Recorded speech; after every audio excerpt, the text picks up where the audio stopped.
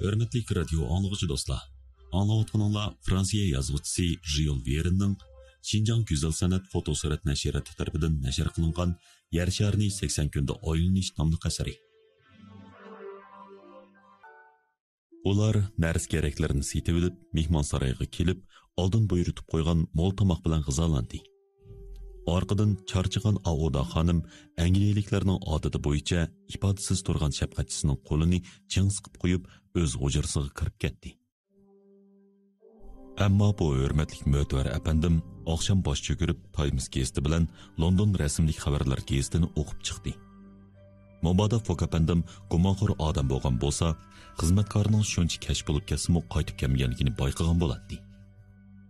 Biroq u Yokohamaga boradigan paraxotning atsi sardan burun mangmaydiganligidan xabardor edi.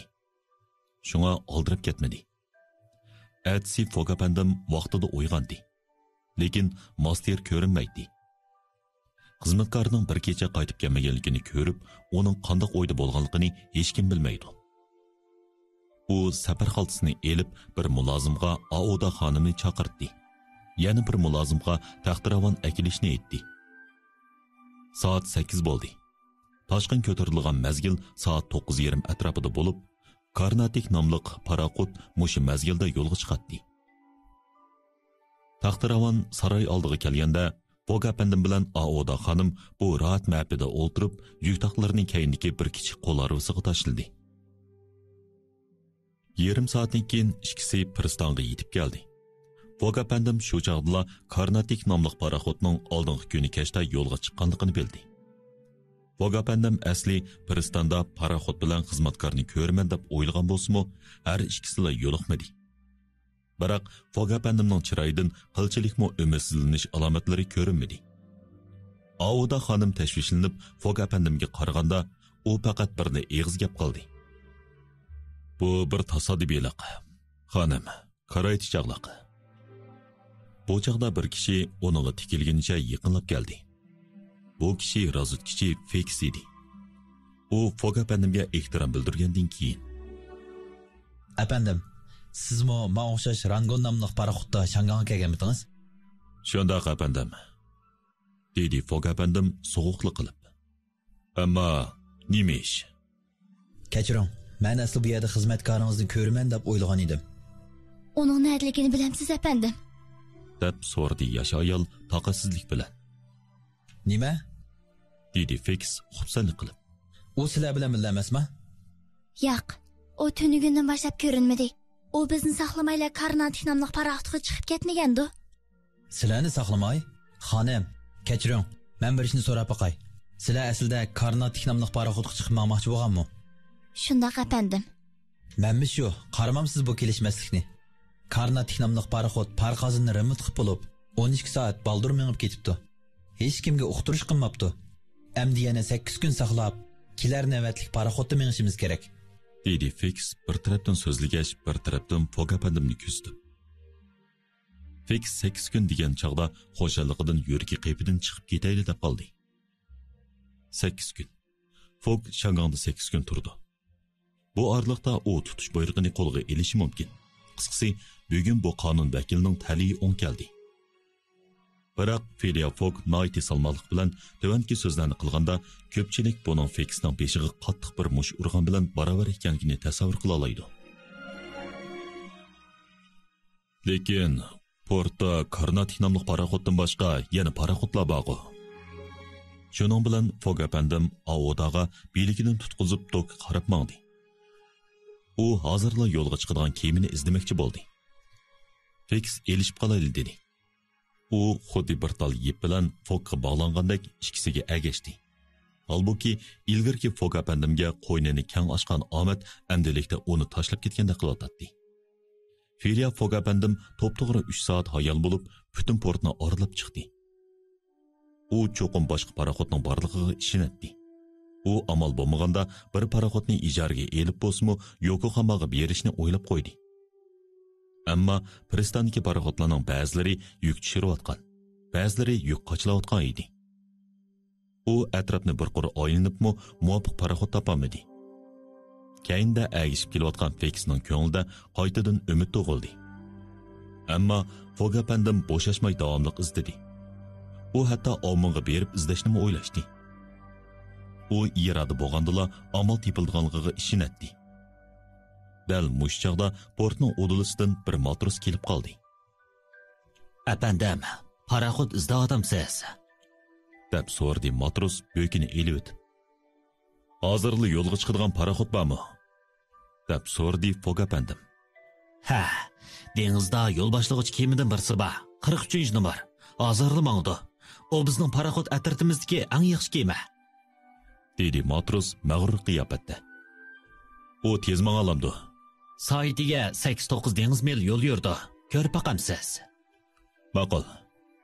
Apandim, siz cho'qim rozi bo'lasiz. Siz dengizni oylamoqchimi? Yo'q, yiroqqa bormoqchi. Yiroqqa bormoqchi? Siz meni Yokohamaga opirib qo'ya olamsiz. Matros bu gapni anglab, ko'zlarini paqirtqancha apandimga qarab o'tib dedi. Apandim, chaqchaqmayotgansiz. Chaqchaq emas. Karnatik nomli paraxodga ulguramadim. Men 14-yildan burun Yokohamaga yetib erishim kerak. Chunki men yana San Fransiskoga boradigan paraxodga ulgurimsam bo'lmaydi. Fog apandim bu gaplarni qilayotgan chog'da chiroyda hech qanday ifoda ko'rilmadi. Tolima afsus. Buningga haqiqatanmi amal yo'qkan, dedi matros qo'llarini kirishtirib. Men har kuni sizga 100 fond sterling beraman. O'z vaqtida yetib bora olsangiz, yana 200 fond sterling mukofot beraman. Bu gapingiz rostmi? dedi matros o'z quliqiga ishonmagandek. Qilchi yolg'oni yo'q, dedi Fog apandim yana ilgirkidek salmoqlik bilan. Eliq matros bir chetga berib dengizga qaradi. Aniqki, uning qalisi ziddiyatli xiyollar bilan to'lg'an edi. Bir tarafdan shuncha ko'p pul, yana bir tarafdan xatarga tavakkul qilib shuncha yiroqqa yurish qilish. Shu topda Fix titildab jini chiqayli deb qolgan edi. Bu chog'da Fog apandim ovodaga burildi. Xonim, siz qo'rqamsiz. Siz bilan birga bo'lsam qo'rqudek ish yo'q. dedi ayol javob berib. Dengizda yo'l boshlag'uchi Fog apandimning yeniga keldi. U qo'li bilan bo'kini to'xtamay piqirtatdi. Matros, bir qarorga keldingizmi? Shundoq apandim. Men o'zimning ham odamlarimning shundoqla sizning hayotingizga tavakkul qilsam bo'lmaydi.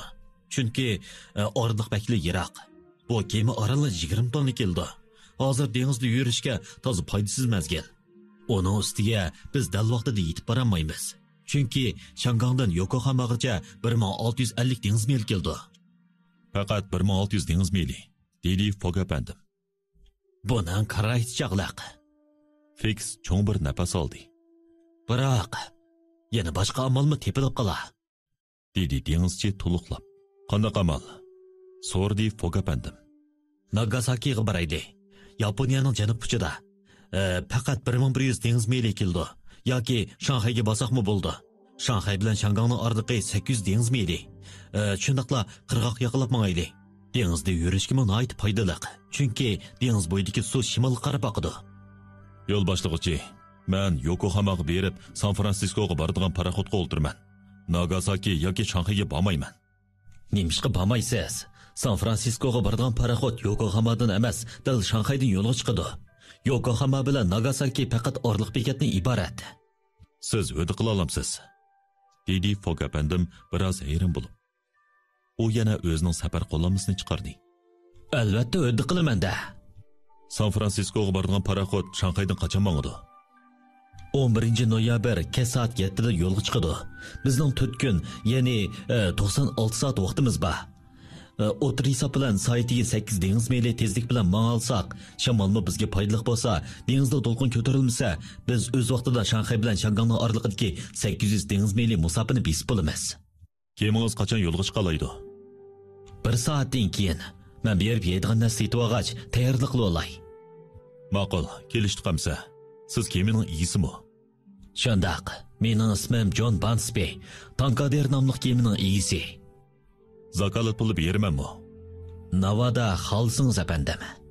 Mana bu 200 fond sterling zakalat puli apandim.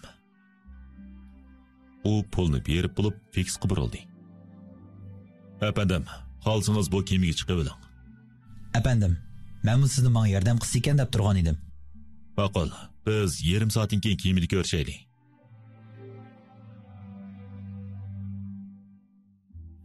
Masterning yo'qolib ketganligi Aodaning ko'nglini yerim qilotgan edi. Men uning ishlarini o'rinlashtirib qo'yaman, dedi Felia Fogg apandim. Ochiqdan yerlayli deb qolgan beoram bo'lib, savri qochish to'shqan Fekis yo'l boshlash kemasiga qarab monganda, Fogg apandim bilan Aoda Shangang soqchi idorasiga qarab mongdi. Fogg apandim Shangang soqchi idorasiga kelib, xizmatkorning yo'qolib ketish ishini xabar qildi ham uning tashqi qiyofatini aytib berdi. Shundaqla uning davlatga qaytqucha yetkudak xarajat qoldirdi. Bu ishlar tugagandan keyin ular yana Fransiya konsulxonasiga kirib, o'xshash rasmiyat bajargandan keyin taxtiravonga o'ltirib portga qarab mangdi.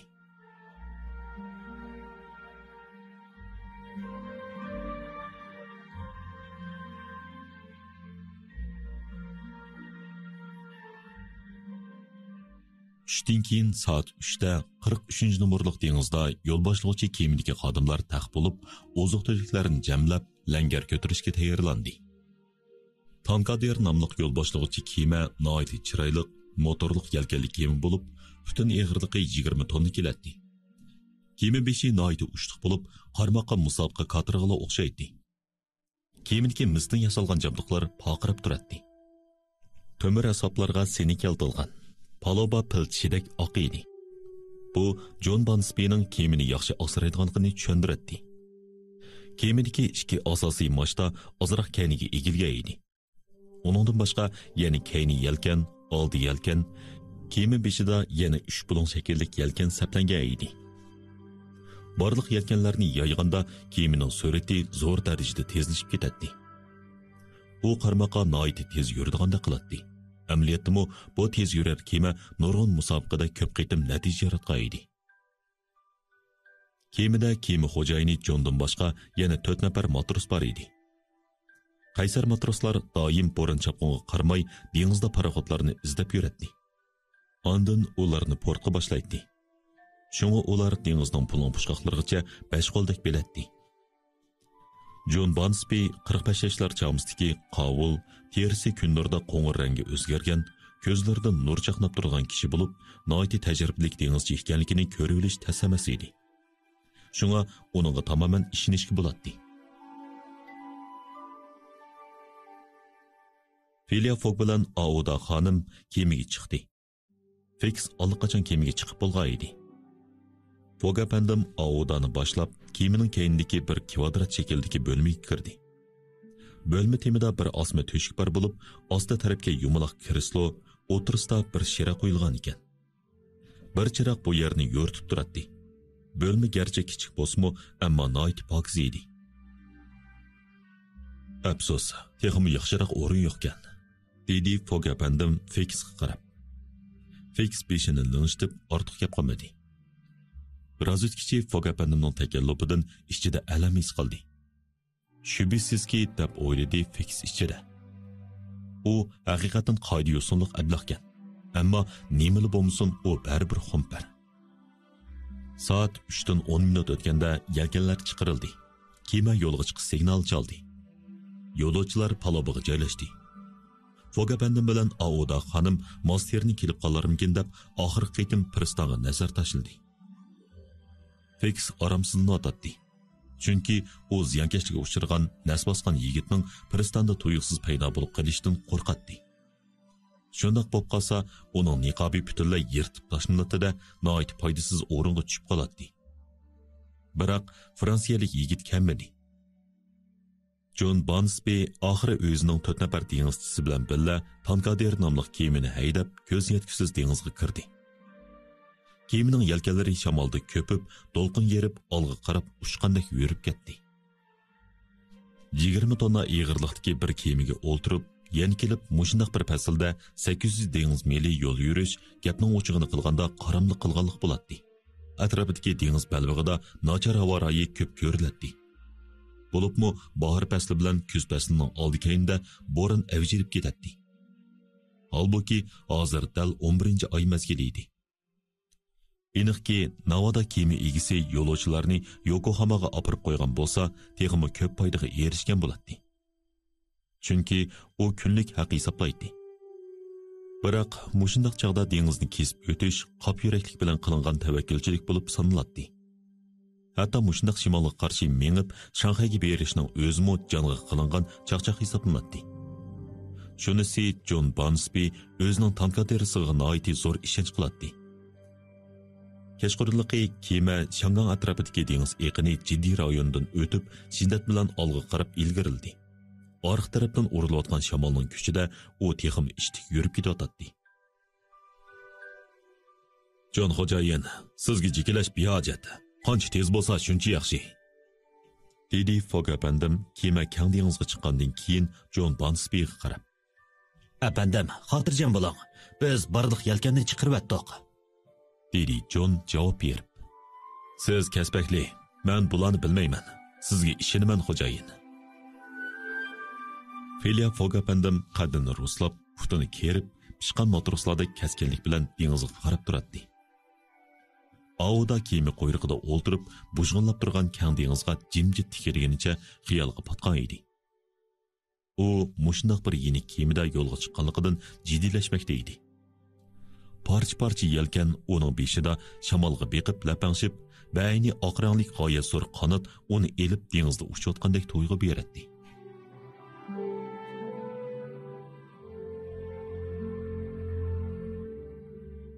Tun pardasi yeyildi. Әмділі көтірілген елал ай тезлі ұппықтыки тұмалар арыста ғайып болды. Bulutlar şərqdən törülüb kelib bir qism yıldızlarını tosub aldı. John keçilik signal çırğını yaxdı. Qırğaqqa yaqın dengizda uyaq buyaqqa ötüşüp turulğan paraxotlar nayt köp bulatdı. Şuna signal çırğı kam bolsa bolmaydigan bir türlük ehtiyat tədbiri idi.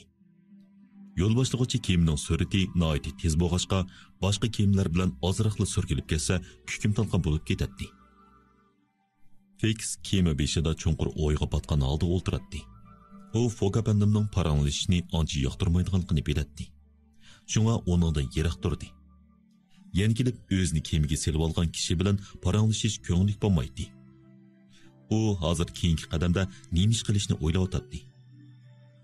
U Fog apandimning Yokohamada to'xtab qolmay, daralla San Fransiskoga boradigan paraxotga o'ltirib, Amerika qit'asiga qochadiganligini jazm qiladi.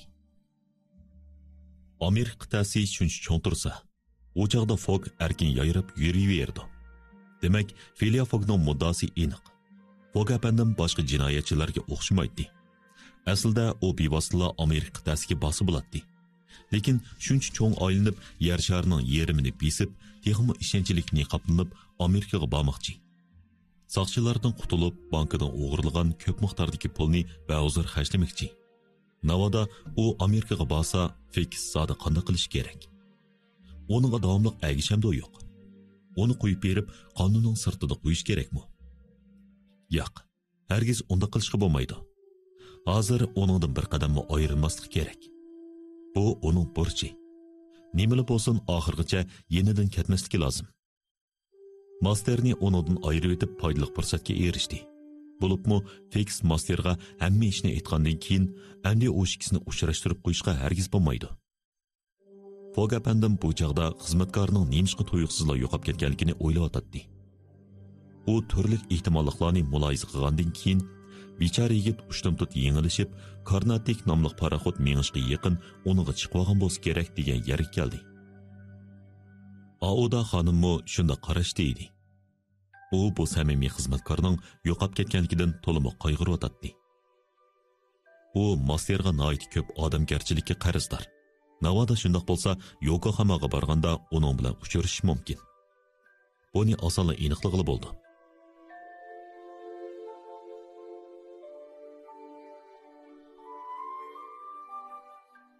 Soat 10dan o'tganda shamol tuyuqsiz kuchayib ketdi. Ehtiyot uchun yelkanlarni tushiritish kerak bo'ldi. Lekin John havo rayini birpas kuzatgandan keyin mushundoq mengayverishni qaror qildi. Yani kelib, Tankadir nomli kemining yelkanlari unumlik ishlaydi. Kemining suvga cho'kishimi cho'nqur bo'lib, bularning hammasi tez suratda yurishga foydali edi. Hatto qattiq bo'ronga yo'liqib qolgan taqdirdami, qarayt chog'liq deyishga bo'ladi. Tun kechiga yaqin Fog apandim bilan Aoda kema bo'lmasiga kirdi. Fix allaqachon yetib olgan edi. John bilan qolgan matroslar kechicha palubida bo'ladi. İkinci günü, yani 8 noyabr, quyosh ko'tarilgan chog'da bu kema 100 dengiz mildan ortiq musofani besib bo'ldi. Musofa o'lchiyish kemaning o'tirish tezligining 8 dan 9 dengiz miligacha ekanligini ko'rsatib berdi. Tankader nomli kemaning keynidan urilayotgan shamol kema yelkanlarini ko'ptirib, uni eng yuqori tezlik bilan mang'uzdi. Navoda bir kelishmaslik yuz bermasa, kema dal vaqtida Shanxayga yetib boralaydi. Bu kuni Tankader qirg'oqdan yiroqlamadi. Chunki qirg'oqqa yaqin dengiz iqimi yurishga foydali bo'ladi. Kemaning so'l beqini dengiz qirg'oqidan ko'p bo'lsa, 5 dengiz mili yiroqda ketayotmoqda edi. Ba'zida tumanlar orasidan dengiz qirg'oqining egiz-pas manzarasi ko'zga chiliqib qoladi. Shamol quruqlikdan chiqyotdi. Dengiz yuzimi tip-tinish edi. Bu Tankaderga foydali. Chunki tonaji kichik kemalar hammadan bak dengiz to'lqinidan qo'rqadi. Dengiz to'lqini kemalarni o'ngishliq mang'il qo'ymaydi. Dengizchilarning tili bilan aytganda to'lqin kemani qisib oladi. Tushga yaqin shamol sharqiy janub tarafdan chiqil turdi. Jon matroslarga eng yuqoridagi yelkanni chiqarish buyrug'ini berdi. Afsus, 2 soatdan keyin bu yelkanni yig'ib olishga majbur bo'ldi. Chunki shamol yana kuchayishga boshlagan edi. Bu chaqda Fogapandim bilan Audaning kayfiyati noiti chaq bo'lib, ular elib kelgan konserva, pechin qatorliqlarini chiqarib, mo'l tomoq tayyor qildi. Fogapandim yana Fixni birga g'izalnishga taklif qildi. Gerçi Fixning ko'ngli tortmasmi, bu taklifni qabul qilishga majbur bo'ldi. Uning qo'rsqa ochgan edi. Biroq bu uni o'ng'aysizlantirib qo'ydi. Haq ijaraga olgan kiyimga bekorga o'ltirish, boshqalarning tomoqini bekorga yeyish. Bular Fixning xiyolidan kechgachga u puchilnotdi. Shundaqdimi yedi. Gerçi oldirab tinab ozroq yegan bo'lsa-mu, yanala yedi. Tomoqdan keyin u Fogapandim bilan ayrim so'zlashib boqmoqchi bo'ldi. Efendim degan so'zni Fix tishini tishlab, o'zini qattiq besib olib, noiti mushkul deydi. Chunki u bu so'zning quyrug'ini tutqizib qo'yishni xohlamaydi. Efendim, siz bek yaxshi odamkansiz. Meni kemiga chiqarib oldingiz. Biroq mening iqtisodiy ahvolim sizga yetmasmi? Men yana kemiga chiqish haqini to'lasam deyman. Bu kichik ishlar tilga og'uchiligi yo'q efendim. Dedi Fogapandim javob berib. Yo'q, men yana bo'lmaydi efendim. Dedi Fog qarshi turg'ili bo'lmaydigan bir xil eg'ir talaffuzda. Men bularni allaqachon barliq chiqimning ishiga hisoblab oldim.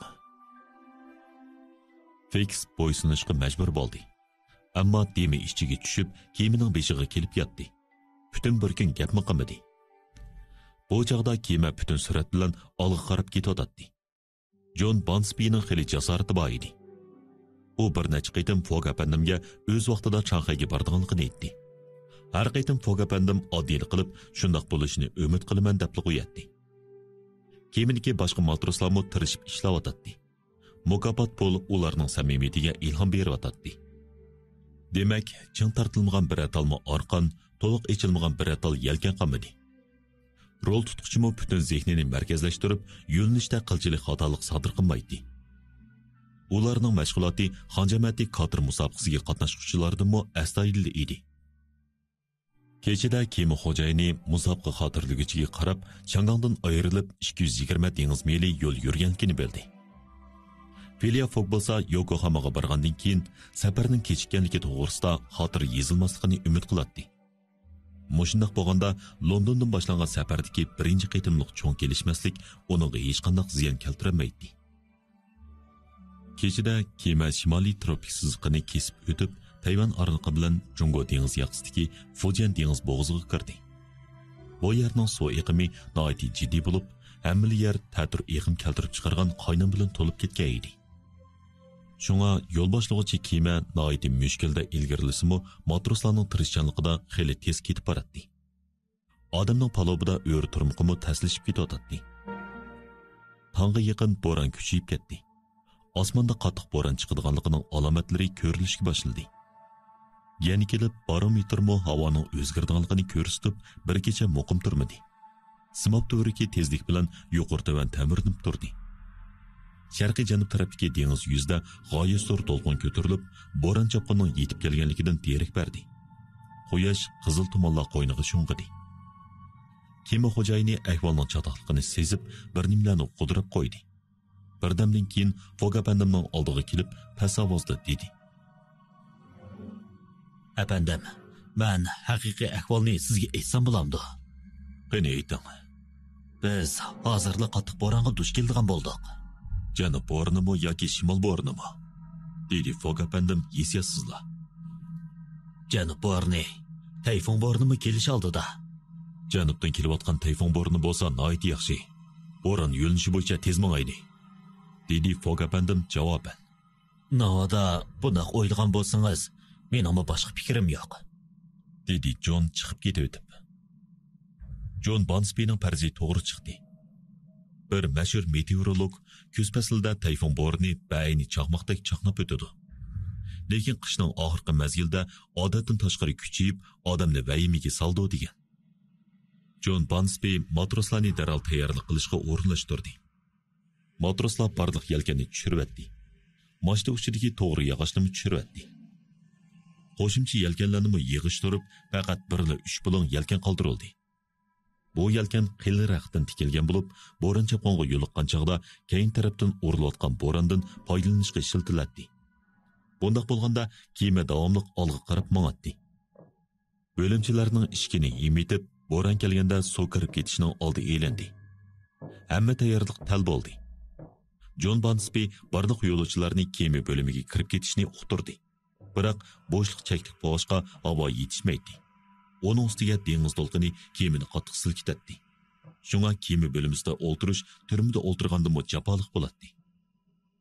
Shundaqdimi Felia Fog yoki Aoda xonim yoki Fix bo'lsin hech qaysisining palubidan ayrilg'isi kelmadi.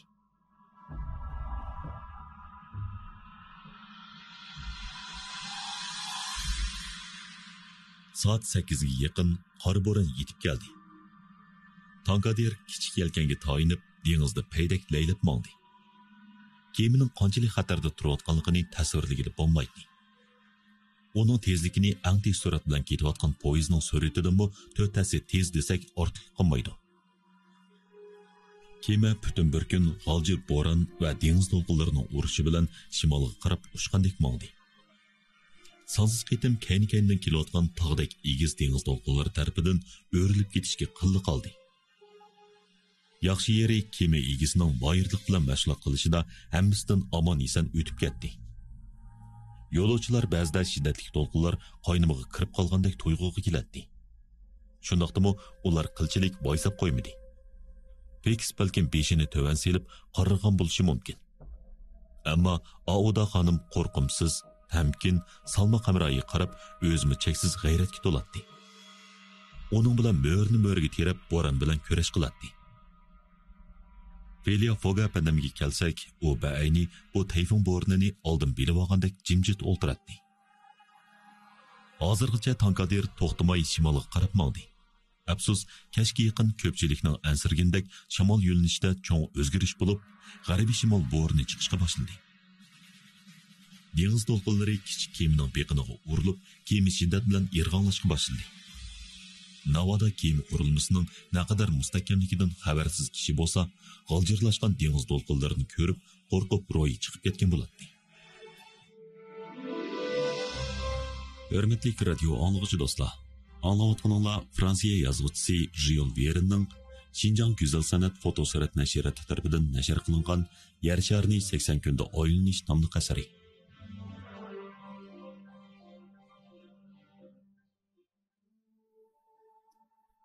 Qarang'i tushishga yaqin bo'ron bargan sari avjiga chiqdi. Osmon qorong'ulashib, qiyinchilik texmo eg'irlashdi. Jon qattiq ishkilinib qoldi. U bir yerni tepib to'xtashni o'ylashyotdi. Shunga kema xodimlari bilan maslahatlashgandan keyin Fog apandimning oldiga keldi. Apandim, biz dengiz bo'yidan bir port tepib daldalansa qandaq? "Men shunda qo'ydi", dedi Fog apandim javob berib. Ma'qul. Qaysi portda to'xtasak bo'lar? "Men faqat birli portni bilaman", dedi Fog apandim hech bo'lmagandek. Qaysi portni? Shanxay portini.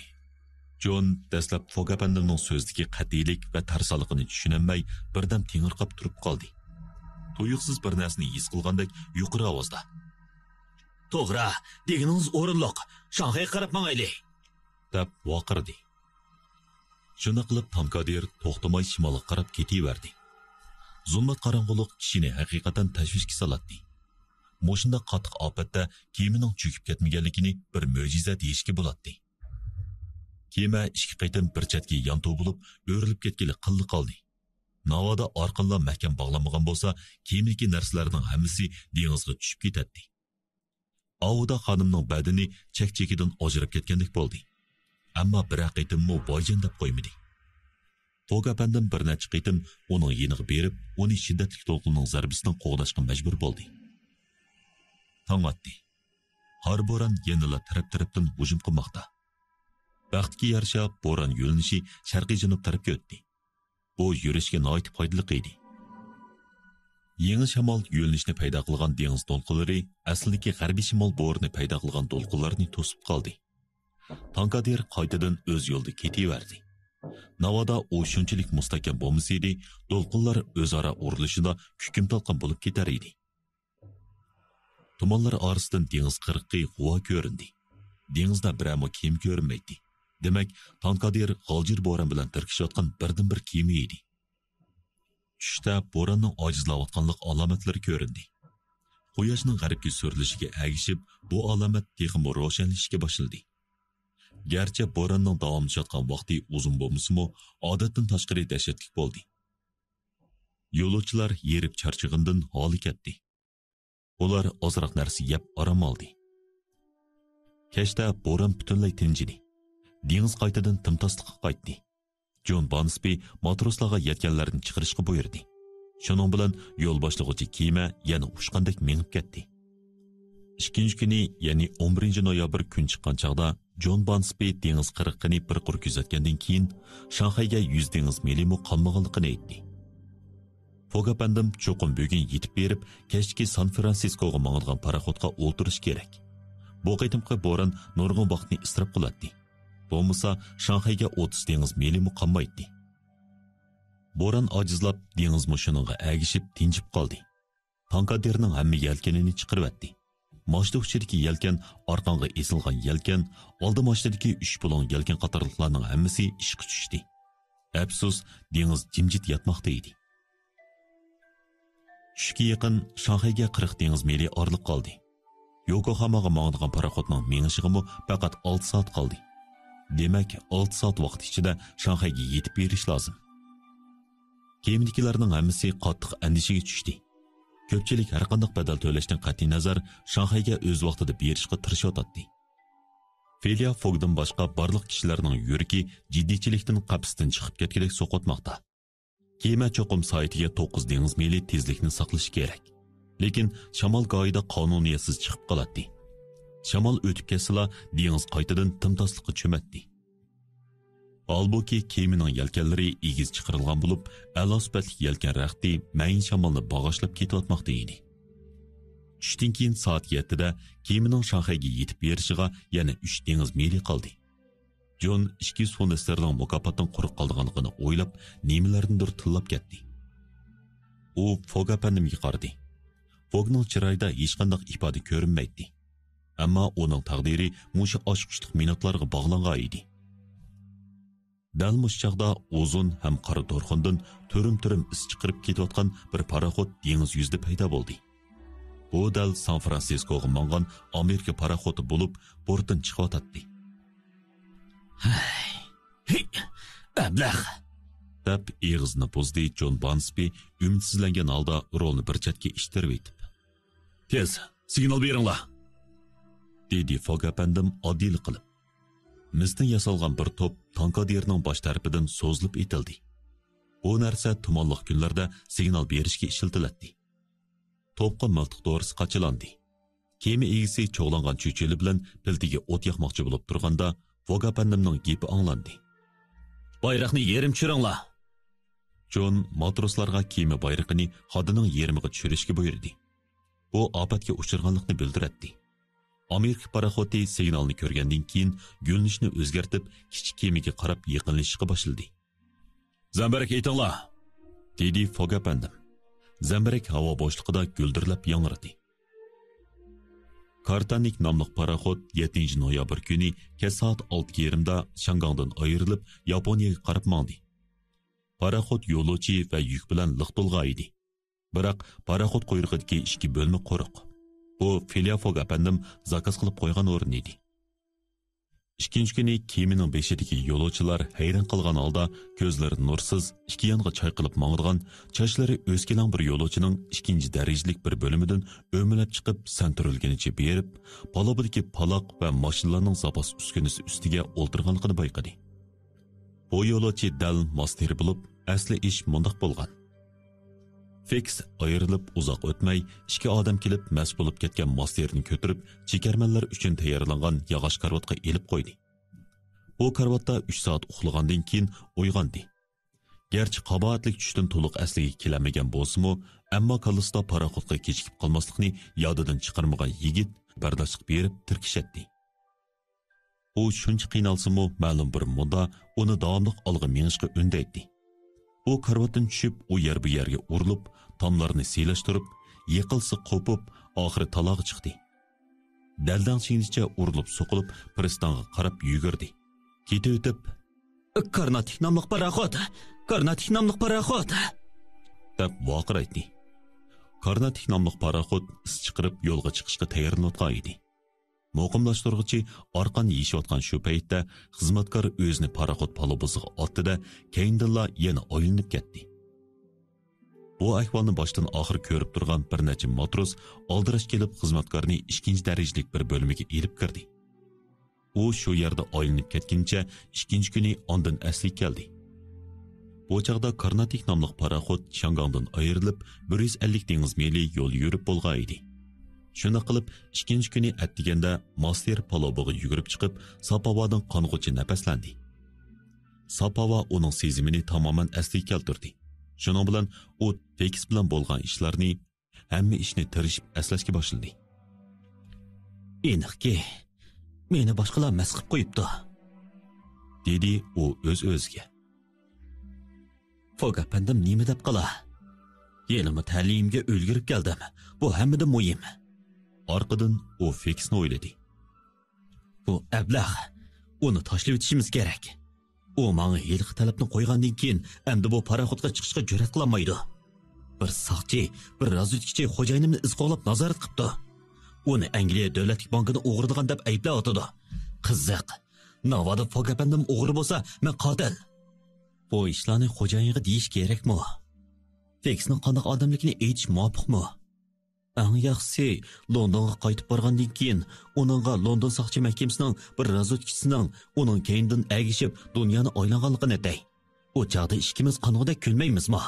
Qandaqli bo'lsin, ahvolni yaxshi mo'ljallash kerak. Hozirgi eng muhim ish Fog apandimni tepib uningdan kechirim so'rash. Master shularni o'ylab o'rnidan turdi.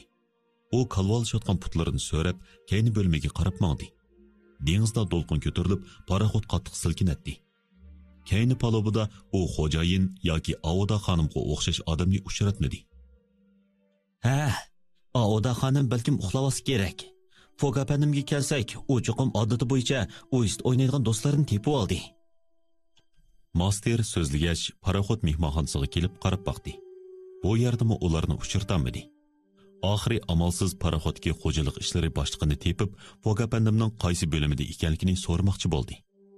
Afsus, xo'jalik ishlari boshlig'i o'zi bildigan yo'lovchilarning ichida Fog ismli birining yo'qligini aytdi. Kechiring, dedi master yana surishtirib.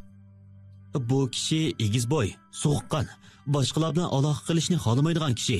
Yana bir yosh xonim bor. Paraxodda yashayanlar yo'q, dedi xo'jalik ishlari boshlig'i. Bu yo'lovchilarning tizimligi. Ishonmasangiz o'zingiz qarab beqing. Xizmatkor barliq tizimlikni bir qur ko'rib chiqdi. Haqiqatan Fog apandimning ismi yo'q edi. Uning beshi qiyib, ko'zi qorong'ulashdi. Bu Karnatik nomli paraxod shumi? deb so'rdi u xo'jalik ishlari boshlig'idan. Ha, shundoq. Yokohamaga mangan. Shundaqmi? Tamamen to'g'ri. Master o'zini xato chiqib qolgan o'xshayman deb o'ylagan edi. Biroq u dal Karnatik nomli paraxod edi. Undaqda xo'jayin kemiga chiqolmagan gap. Master o'zini bir tutquchliq o'rindiqqa tashladi. Ochiq havoda chaqmoq chaqilgandek bo'lib, birdanla esini topdi. U paraxodning muddatdan burun mangdiganligini, ammo menish vaqtini Fog apandimga aytmaganligini esga oldi. Demak, Fog apandim bilan Aoda xonimning paraxodga ulguramaganligi butunlay uning savaligi. Shundoq, u uning xatoligi. Ammo hamidan nafratlanarligi yanala shu Feks degan ablah. Shu ablah uni masqib qo'ygan. Master bilan Fog apandimni ayritish uchun, Fog apandimni Shangongda tutib turish uchun uni masqilvatgan. Chunki u Feksning hili nayringini sezib qolgan. Mana endi Fog apandim butunlay tugashdi. Qimirda uturdi. Balkim u texi qo'lga ilingan bo'lishi mumkin. Master o'ylab mush yerga kelganda alamdan chochlarini qamolladi ham o'z-o'ziga "Navada Feksni uchirtib qolsam, uni qattiq adablab qo'ymaydigan bo'lsam" deb qasam berdi. Master yarim kun azoblangandan keyin tinchlanib qoldi. O'zining hozirgi ahvolini tafsili o'yladi. Ahvol chatoq.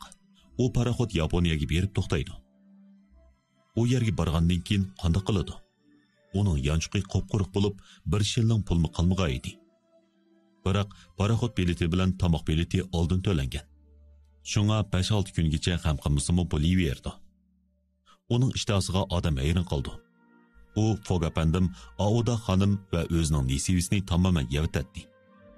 Uning bu harakatini ko'rgan kishilar Yaponiyaga borganda yegudek narsa yo'qmidi degandek o'yga kelib qoladi. 13 noyabr kuni Karnatik nomli paraxod atdiganlik toshqin ko'tarilish fursatidan foydalanib Yokohama portiga kirdi. Yokohama Tinch okeanidagi muhim port bo'lib, Shimoliy Amerika, Jungo, Yaponiya va Malayziya taqim orallariga boradigan turli paraxodlarning hammasi bu yerda to'xtaydi. Yokohama Tokyo qo'ltiqining ichki tarafiga joylashgan Edoga yaqin bo'lib, Yaponiyaning ikkinchi cho'ng shahri, shundaqla ilgirki tekun turishliq shahri edi. Karnatik nomli paraxod xilma-xil davlatlarning bayrog'i esilgan paraxodlar orasidan o'tib, Yokohama portiga yaqinlashdi.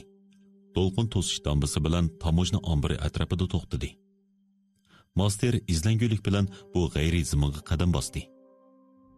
Uning taqdirining siniqini kutmakdan, shahar ko'chalarida urilib, so'qilib talay sinmoqdan o'ziga yaxshiroq amal yo'q edi.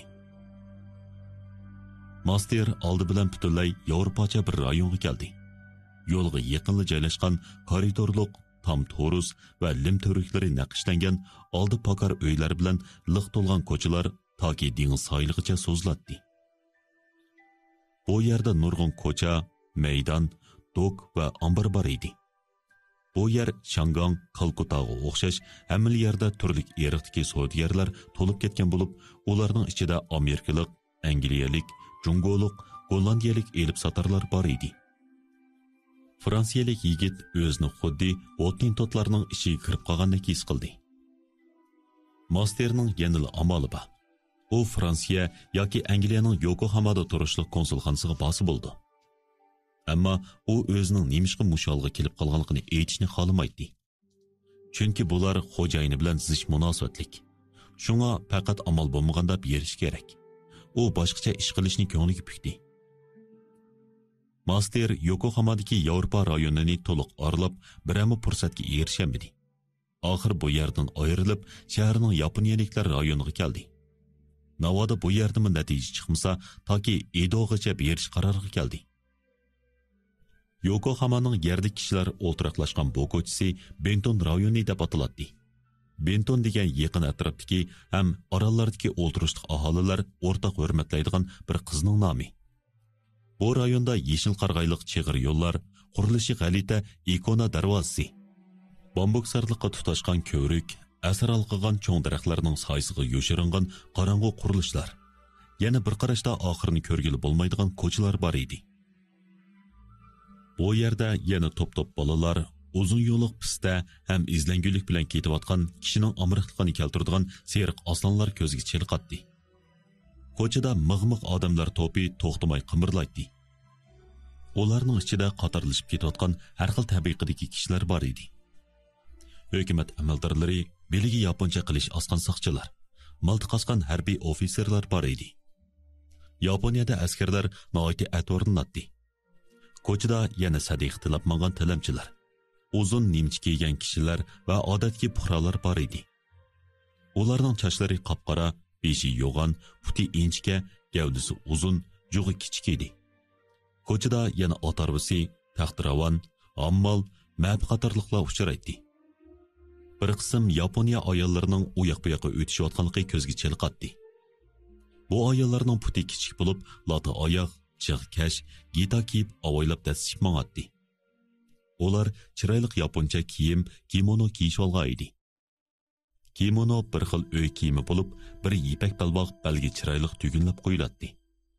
Qarmoqqa hozirgi Parij ayollarining moda kiyimlari mushu yaponiyalik ayollarning kiyimidan o'rnak elinganday qiladi. Master turlik odamlar orasida bir necha soat o'ylandi. Ajoyib g'aroyib va hashamatli magazinlarga kirdi. Ko'zning yig'in yigudek uncha marvoyitlar to'plangan zinnat buyumlari bozoriga bordi. Yeni quruq bo'g'ashqa rangdar bayroqlar esilgan oshxonalarga, kishilar choy ichib o'tirgan choyxonalarga talmurdi. Master bilib bilmay shahar sirtidagi bepoyon shalliqqa kelib qoldi. To'rt atrof etizliq bo'lib, dehqonchilik ziroatlaridan boshqa yana rang-barang gullar, gilos, oluvcha daraxtlari o'sgan edi.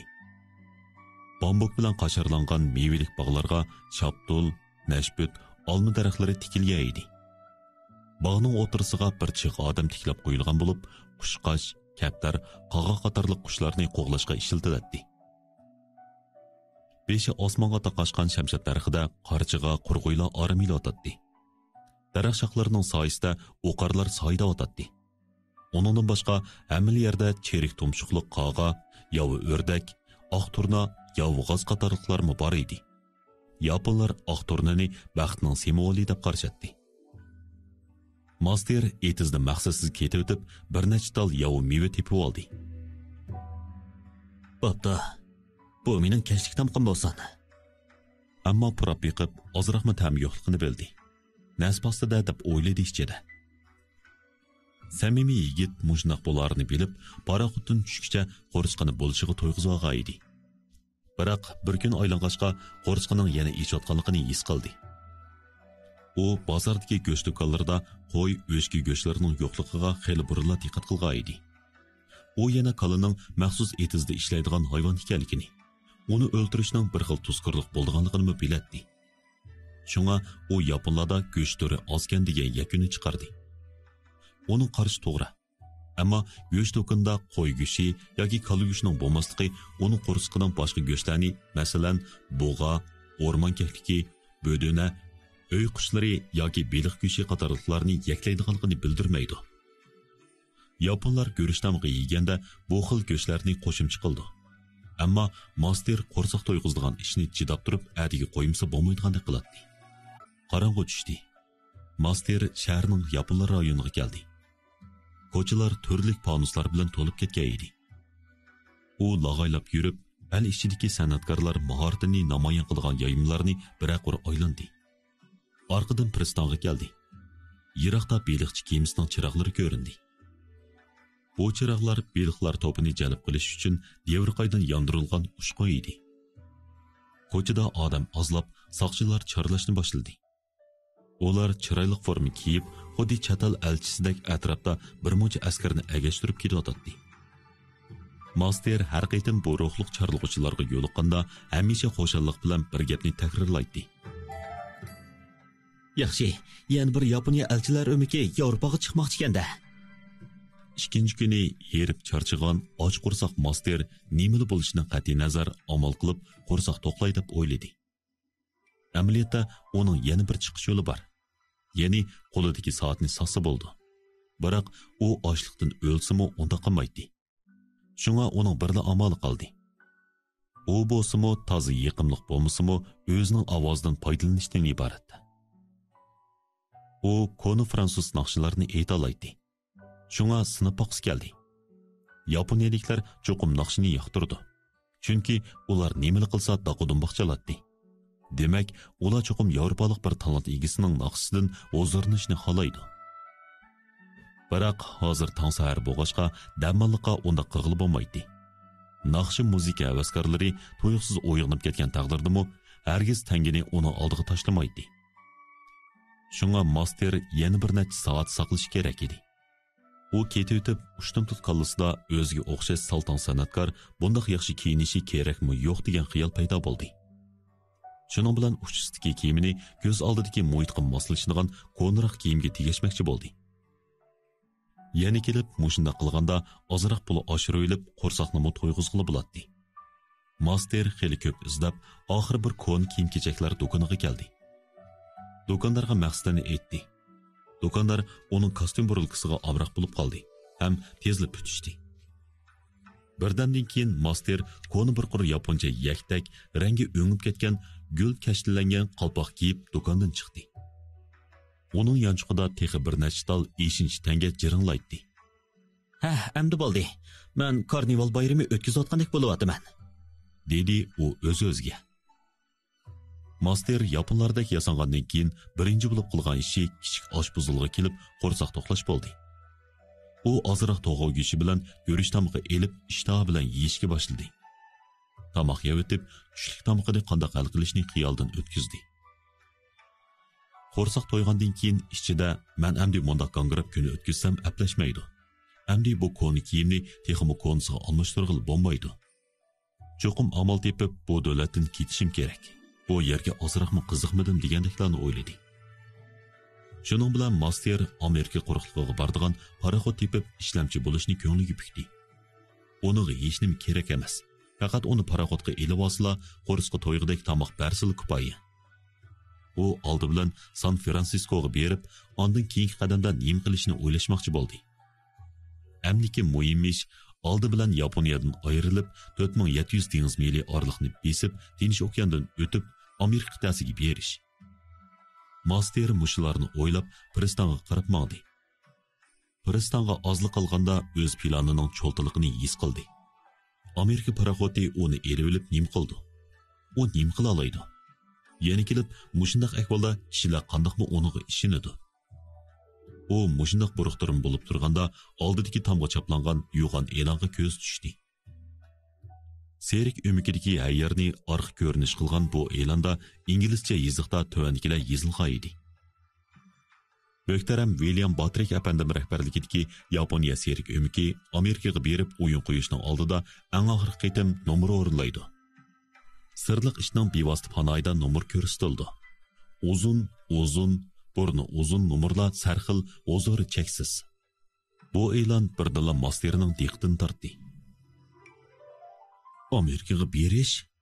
Bu dalman bormoqchi bo'lgan yo'q, dedi xizmatkor o'z-o'ziga. Shuning bilan u e'londagi adresga asosan asta Yaponiya rayoniga berib, noiti yo'g'on yasalgan lapas oldiga keldi. Mana bu yer dal Batrik apandimning serik o'miki edi. Viktor William apandim barnomchi kishi bo'lib, uning qo'l ostida sakrash taxtasi artistlari, serik artistlari, hayyarlar, sergar qatorliq bir turkum artistlar bor ekan. Xizmatkor serik o'mikining oldidagi yumuliq koridorga kelib, direktor bilan ko'rishni talab qildi. Uzoq o'tmay direktor William apandim chiqib so'radi. Nima ishing bor? U xizmatkorni yaponiyalik bo'z kerak deb qolgan edi. Sizga chaqir kerakmi? deb so'radi master. Mening ikki xizmatkorim bor. Yavaş, samimiy ham sodiq. Meningda azalda ayrilib boqmagan. Ish qilsa misolnamaydi. Men faqat tamqig'ili ega. Mana bular, dedi Barnum enkidagi quyuq soqolni selab turib. U gap qilib o'tib, qon tomirlari pianinoning tarasida ko'pishib turgan tom bileklarini yaydi. Demak, mening lozimim yo'q-kanda. Kerak emas. Nasbasti, aslida siz bilan Amerikaga boray debdiman. Asli mundaqkanda, siz yaponlardek yasnavarsınız, ben maymundek yasna alayman. Nimishqa bundaq kiyinib oldingiz? dedi muhtaram Barnum. Kiyganligimni kiydim shu. Bu gap joyida. Siz Fransiyalikmi? Shundaq, sepi o'zdan Fransiyalikman. Undaqda hayarliqni qondashtirgansiz. Albatta. Yani kelib, kuchni ko'rgansiz. Shundaq, bo'libmi qo'sqim to'ygandan keyin texmi shunaq bo'lib ketaman. Naqsha aytalamsiz? Aytalayman, dedi ilgari ko'chada naqsha aytib jondarchilik qilgan master. Biroq siz putingizni osmonga qilib turib naqsha aytalamsiz? Tex sol tapınыңızға vijildab aylanib turgan peqirg'ich quyildi. O'ng tapınыңызға bir qilich tiklab qo'yildi. Buni qila olamsiz? Ha, qila olayman. Dedi master javob berib. Bu chaqda u yosh vaqtida o'rgangan asosiy mashqlarni esiga oldi. Mana bular sizga qildirmoqchi bo'lgan ishlar, dedi muhtaram Patrik apandim. İkisi ishlarni mana mushundoq yuzturan kelishdi. Nimali bo'lsin, master xizmat topdi. U Yaponiya serik o'mikida universal odam hisoblanadi. Qandaqli xizmat bo'lsa qilaveradi. Gerçi bak yaxshi degili bo'lmasmi, ammo bir haftadan keyin u paraxodga o'ltirib San Fransiskoga baralaydi. Muhtaram Patrik apandim dag'dug'liq tashviq qilgan numar ko'rsatish faoliyati tushdan keyin soat 3 da boshlanadi. Bu chaqda eshik oldida Yaponiya muzika atirti daqudunbaq chelib kishilarni jalb qilishga boshladi. Aniqki master bugun mahorat ko'rsatishi mumkin edi. Bugun u orqat qatlash uchun kuchlik belaklarini ishiltib terak bo'lib beradi. Bu numurni uzun burunliq niqob taqib olgan artistlar o'rinlaydi. Odamning yurak tarini chekadigan bu numur bugungi faoliyatning eng oxirgi numuri edi. Soat 3 bo'lmayla nurg'ungan tomoshabin lapas ostiga yig'ilishga boshladi. Tomoshabinlar ichida yerdiklar, yevropaliklar, jungoliklar bor edi. Cho'ngdan tortib kichik bolalargacha uchrab qilib bo'ladi. Ular lapas ichidagi yaxshi o'rinlarni talashadi. Yoki sahnaning o'dildagi loja o'rindiqda o'tirishadi. Darvoza oldidagi dumboqchilarmi ishini to'xtatib lapas ichiga qaytib kirdi. Muzika atirti tayyorlandi. Jang, baldumboq, tez tempa, nay, mistumboq, cho'ngdumboq qatorliqlar yer zaminni tavritatgidek chelinishga boshladi. O'rinlanadigan nomerlar odatdagi serik o'miki bilan ancha farq qilmaydi. Ammo Yaponiya serik o'miki artistlarining dunyo bo'yicha oldingi qatordagi artistlar ekanligini e'tirof qilmay turmaymiz. Bir artist qo'liga shamoldirg'ich bilan qog'oz parchalarini elib, kishini hayajonga soldigan kepenak usulni o'ynadi. Yana bir artist g'onzidan po'lab chiqarilgan to'rim-to'rim isdan foydalanib, tezlik bilan bo'shliqqa xat yozdi. Bu xatlarning hammasi tomoshabinlarga hurmat bildiradigan so'zlar edi. Yana bir narsa o'yintadigan artist bir nechta tal yondirilgan shamni bir qo'lida bir-birlab yuqoriga etib, og'zining o'dildan o'tgan har bir tal shamni po'lab o'chirdi. Ondan ularni bir-birlab yondirib, bu sirli harakatni bir sekundni to'xtatmaydi. Yana bir nur o'yintadigan artist nurni vijildab perqirtib, tomoshabinlarning ko'zidan o't chiqaribdi. Perqirayotgan nur uning kontrolida to'xtamay aylanayotgan jonliqdek g'ongzi sepi, qilishning besi ham sahnadagi chochdek inchki po'lat sim ustida apchillik bilan perqirdi.